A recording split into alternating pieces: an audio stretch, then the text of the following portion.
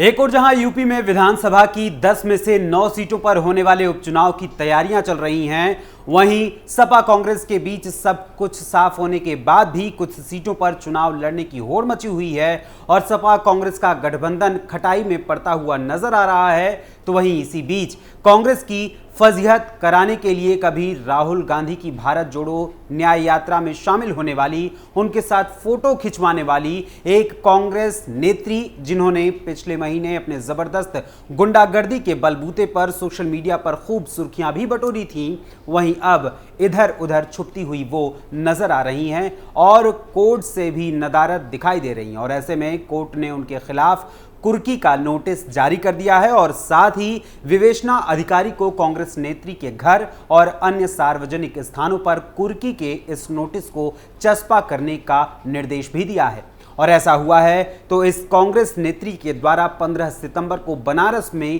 की गई गुंडागर्दी के मामले में और इसके अलावा अन्य दर्ज मामलों को लेकर ऐसा निर्देश दिया गया है। आखिर कौन है ये कांग्रेस नेत्री और क्या है 15 सितंबर का वो पूरा मामला, जिसके बाद अब ये चर्चा हो रहा है कि कोर्ट ने कुर्की का आदेश दे दिया है। और क्या है ये पूरा आदेश, मैं आपको बताऊंगा विस्तार से हमारी आज की इस स्पेशल स्टोरी में। नमस्कार, कैपिटल टीवी उत्तर प्रदेश देख रहे हैं आप और मैं हूं आपके साथ अखिलेश पांडे। दरअसल ये पूरा मामला है सूबे में वरुणा और 80 नदियों के संगम के किनारे पर गंगा जी के तट पर बसे हुए वाराणसी का। और जिस कांग्रेस नेत्री की गुंडागर्दी का ये पूरा मामला है वो हैं रोशनी कुशल जायसवाल, जो साल 2018 में मिसेज इंडिया इंटरनेशनल रह चुकी हैं और 2018 की मिसेज इंडिया ग्लैमरस भी रह चुकी हैं। और उनकी सोशल मीडिया प्लेटफॉर्म एक्स की प्रोफाइल के अनुसार वो आईवाईसी यानी इंडियन यूथ कांग्रेस की स्पोक्स पर्सन हैं और बिहार की स्टेट इंचार्ज भी हैं, यानी कुल मिलाकर कांग्रेस की एक तेज तर्रार नेत्री हैं। वहीं कांग्रेस की इस तेज तर्रार महिला नेता यानी रोशनी कुशल जायसवाल को वाराणसी कोर्ट ने फरार घोषित करते हुए इनके खिलाफ कुर्की का नोटिस भी जारी किया है। और तो और वाराणसी कोर्ट ने विवेचना अधिकारी को रोशनी कुशल जायसवाल के घर और अन्य सार्वजनिक स्थानों पर ढोल पीटते हुए कुर्की की नोटिस को चस्पा करने का भी निर्देश दिया है। और यह सब कुछ हुआ है 15 सितंबर 2024 को कांग्रेस की इस तेज तर्रार नेत्री के उस कारनामे के बाद, जिसके चलते रोशनी कुशल जायसवाल न सिर्फ सोशल मीडिया पर छा गई थी बल्कि बड़े बड़े मीडिया चैनल्स चटकारा लेते हुए उनका इंटरव्यू लेने के लिए भी थाने पर उस दिन पहुंचे हुए थे। तो चलिए सबसे पहले आपको बता देते हैं कि आखिर 15 सितंबर 2024 का वो पूरा मामला क्या था। इस पूरे मामले को समझने के लिए आपको चलना होगा 15 सितंबर 2024 से भी थोड़ा सा पहले। दरअसल कांग्रेस नेत्री रोशनी जायसवाल लगातार सोशल मीडिया प्लेटफॉर्म्स जैसे फेसबुक, ट्विटर, इंस्टाग्राम आदि जगहों पर मोदी सरकार और योगी सरकार को लेकर अलग अलग पोस्ट्स और कमेंट्स या ट्वीट्स किया करती थी, जिसको लेकर कई बार उन्हें सोशल मीडिया पर ही या तो मोदी या योगी के सपोर्टर्स की ओर से ट्रोल किया जाता है या फिर उनकी पोस्ट पर अलग अलग कमेंट्स किए जाते हैं। वहीं इसी क्रम में गणेश उत्सव के दौरान जब प्रधानमंत्री नरेंद्र मोदी सुप्रीम कोर्ट के मुख्य न्यायाधीश DY चंद्रचूड़ के घर गए हुए थे, तो उस समय का एक फोटो और वीडियो भी पीएम मोदी ने साझा किया था। हालांकि इसके बाद सोशल मीडिया पर तमाम तरीके की चर्चाएं होने लगीं और इसी बीच कांग्रेस नेत्री रोशनी जायसवाल ने भी फेसबुक और एक्स पर पोस्ट किया कि तुम लोग इधर ही अटके रहना, उधर चंद्रचूड़ की पत्नी का चूड़ा और घड़ी गायब है।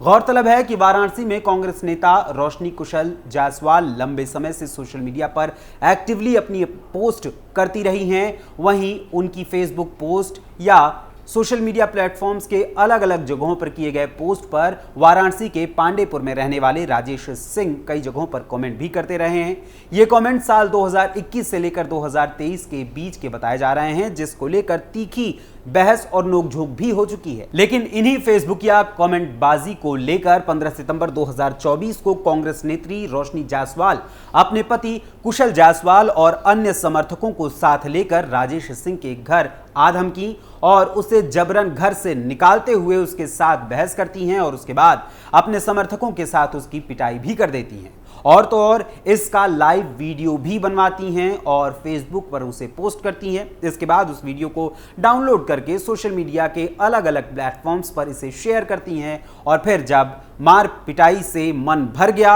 और इस मार पिटाई के दौरान किसी तरीके से अपने पति को बचाती हुई सकुशल राजेश सिंह की पत्नी घर के अंदर चली जाती हैं, तो उसके बाद कांग्रेस नेत्री रोशनी जायसवाल अपने समर्थकों की मौजूदगी में ही पुलिस को भी बुलाती हैं और फिर पुलिस दोनों ही पक्षों को लेकर थाने पहुंच जाती है और थाने पहुंचकर कांग्रेस नेत्री रोशनी जायसवाल राजेश सिंह के खिलाफ एफआईआर दर्ज करवाती है। रोशनी कुशल जायसवाल ने आरोप लगाया कि राजेश सिंह खुद को आरएसएस का कार्यकर्ता बताता है और उसने फेसबुक पर पहले इस्तेमाल करो फिर विश्वास करो और बलात्कार कर मुंह बंद कराए जाने संबंधी पोस्ट किए हैं, जिसको लेकर पुलिस के पास उन्होंने मामला दर्ज भी करवाया। वहीं राजेश सिंह की पत्नी ने भी लालपुर पुलिस को शिकायत दर्ज कराई, जिनका नाम है अनु सिंह, और उन्होंने अपनी शिकायत में बताया कि कांग्रेस नेता रोशनी कुशल जायसवाल अपने पति और 20 अज्ञात लोगों को साथ लेकर उनके घर में घुसी। सभी ने गाली गलौज करते हुए उनके साथ और उनके परिवार के साथ मारपीट करनी शुरू कर दी और विरोध करने पर कांग्रेस नेत्री रोशनी जायसवाल के पति कुशल जायसवाल ने घर में तोड़फोड़ भी की और साथ ही सोने की चेन और घर में रखे 20,000 रुपए नकद लूट लिए और इस दौरान उन्हें, उनके पति राजेश सिंह और बच्चों को भी काफी चोट आई है। वहीं इस बीच मीडिया को भी इस मामले की जानकारी हुई। मामले की जानकारी होते ही आनन फानन में थाने पहुंचे मीडिया बंधुओं के सामने रोशनी कुशल जायसवाल ने पूरा ड्रामा किया और उनसे अपनी बात कही, लेकिन उस दौरान बोले गए अपने बड़े बड़े बोल के बाद भी अब खुद रोशनी जायसवाल मौके से फरार हैं। वहीं 15 सितंबर की देर रात तक लगातार हंगामा चलता रहा था। इसके बाद पुलिस ने रोशनी की तहरीर पर राजेश सिंह को हिरासत में लेकर पूछताछ भी शुरू कर दी थी, जिससे नाराज होकर भाजपा कार्यकर्ताओं ने देर रात तक थाने पर हंगामा किया और धरना भी दिया था। ऐसे में देर रात संयुक्त पुलिस आयुक्त एस चन्नप्पा मौके पर पहुंचे और उनके आदेश पर देर रात ही कांग्रेस नेत्री रोशनी जायसवाल और उनके पति कुशल जायसवाल को पुलिस ने गिरफ्तार किया। तब जाकर माहौल शांत हुआ था, हालांकि बाद में उन्हें छोड़ दिया गया था। वहीं गौरतलब है कि कोर्ट में कांग्रेस नेत्री रोशनी जायसवाल के खिलाफ अनु सिंह की ओर से जो एफआईआर दर्ज करवाई गई है, उसमें कुल लगभग 10 धाराओं में केस चल रहा है, लेकिन इसके बाद भी रोशनी जायसवाल न ही गिरफ्तार हुई हैं और न ही वो न्यायालय के सामने हाजिर हुई हैं। ऐसे में न्यायालय ने 7 अक्टूबर को रोशनी जायसवाल के विरुद्ध NBW यानी नॉन बेलेबल वारंट या हिंदी में कहें तो गैर जमानती वारंट जारी किया था, लेकिन फिर कांग्रेस की इस तथाकथित तेज तर्रार इंडियन यूथ कांग्रेस की नेता रोशनी जायसवाल का कोई अता पता नहीं चला। लेकिन इसके बावजूद भी जब वो सामने नहीं आई और घर में दुबक कर या किसी बिल में दुबक कर बैठ गई, तो वहीं अब ऐसी परिस्थिति में कोर्ट ने उन्हें भगोड़ा घोषित करते हुए उनके खिलाफ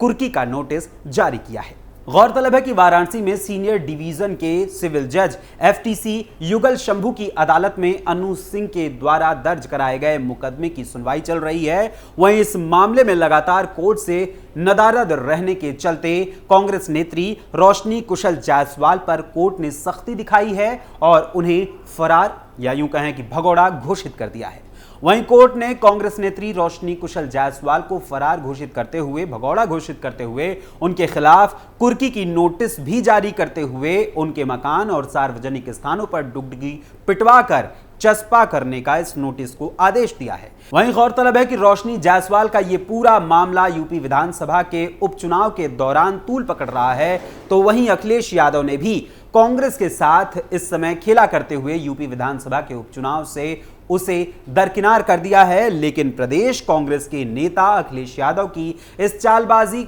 और अपने ही नेता राहुल गांधी के फैसले से इस कदर मजबूर हो गए हैं कि अब उन्हें बगावत करनी पड़ रही है। वो पूरी तरीके से बगावत पर उतर आए हैं और इसका जीता जागता उदाहरण देखने को मिला है संगम तट पर बसे हुए प्रयागराज की फूलपुर विधानसभा सीट पर, जिससे साफ नजर आ रहा है कि सूबे की 9 विधानसभा सीटों के लिए जो उपचुनाव होने जा रहे हैं, उसके बीच संघर्ष की इस लड़ाई में इंडिया गठबंधन में दरार पड़ गई है। दरअसल हुआ कुछ यूं कि जहां एक ओर बीते दिवस प्रयागराज की फूलपुर विधानसभा सीट पर सपा के मुस्तफा सिद्दीकी ने अपना नामांकन दाखिल कराया, तो वहीं देर शाम कांग्रेस के गंगापार जिला अध्यक्ष सुरेश यादव ने भी अपना नामांकन दाखिल कर दिया। उन्होंने बहुत ही गुपचुप तरीके से कलेक्ट्रेट पहुंचकर अपना नामांकन दाखिल कराया और इस दौरान उनके साथ कांग्रेस का कोई भी बड़ा नेता मौजूद नहीं था, न ही सपा के कार्यकर्ता उनके साथ मौजूद थे। सुरेश यादव का दावा है कि पार्टी के बड़े नेताओं के कहने पर उन्होंने अपना नामांकन पत्र दाखिल किया है और उनका यह भी दावा है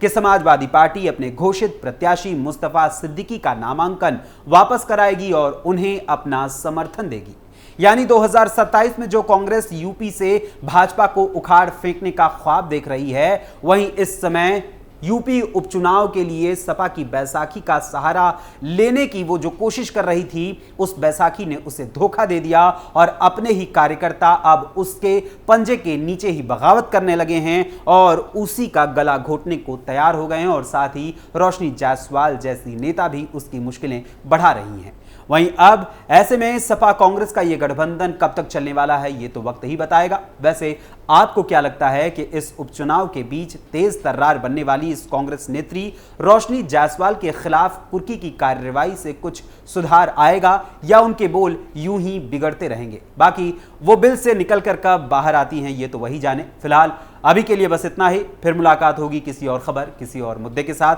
तब तक के लिए अनुमति दीजिए। धन्यवाद, नमस्कार।